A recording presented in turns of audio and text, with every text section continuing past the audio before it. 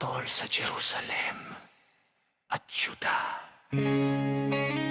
Narito ang Yahweh, ang makapangyarihang alahaya, ay alis sa Jerusalem at Juda.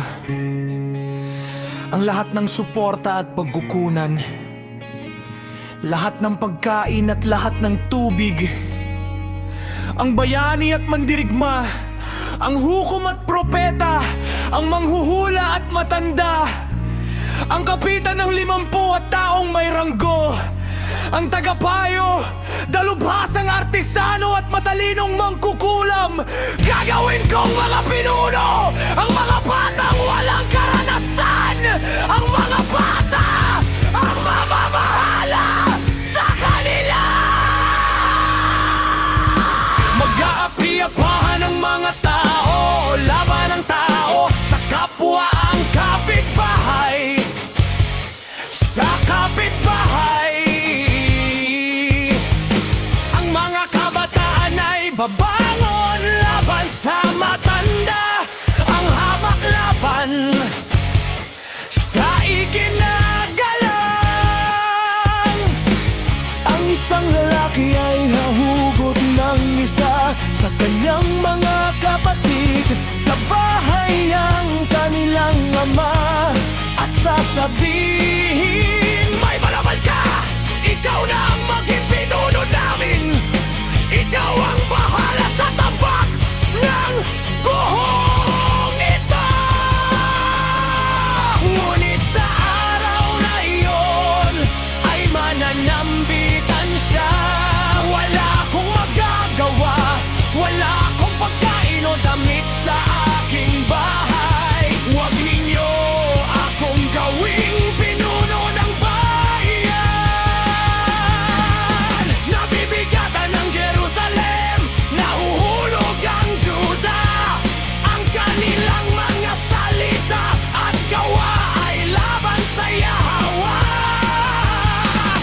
Isinusuway ang kanyang maluwalhating presensya.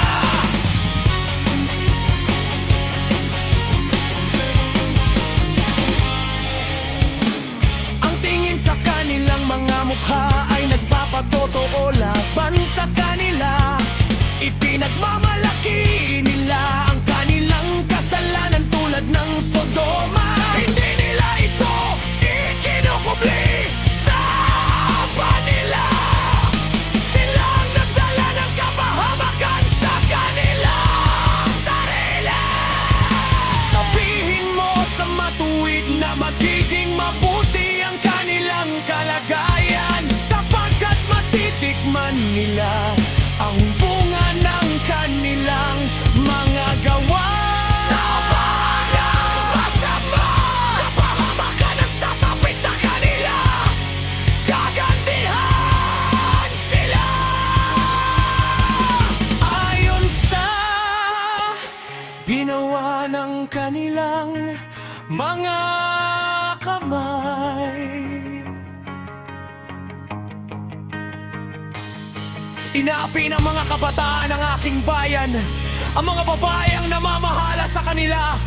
Aking bayan, ang inyong mga gabay ay nagliligaw sa inyo. Inililihis nila kayo sa daan.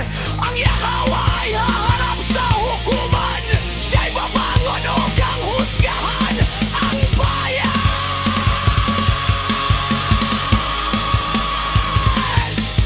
Ang Yahweh ay hahatol laban sa mga matatanda at pinuno ng kanyang bayan. Kayo ang sumira sa aking upasan. Ang ninakaw mula sa mahihirap ay nasa inyong mga bahay. Ano ang ibig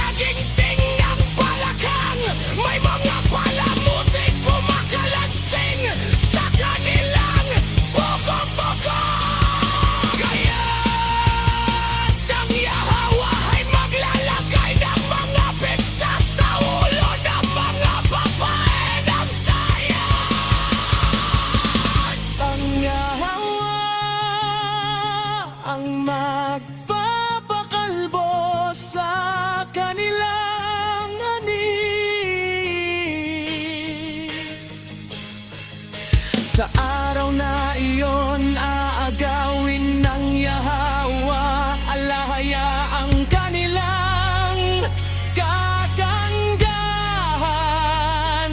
Ang mga pulseras at panguhaw at tresed na kuwintas, ibarang at ahigaw at bracelet at belo. Ang mga turbante at galang sa paa at sinturon, ang mga bote ng pabango at andeng-andeng, ang mga singsing na pantat at kapigaw sa ilong, ang mga magagarang damit at kapa at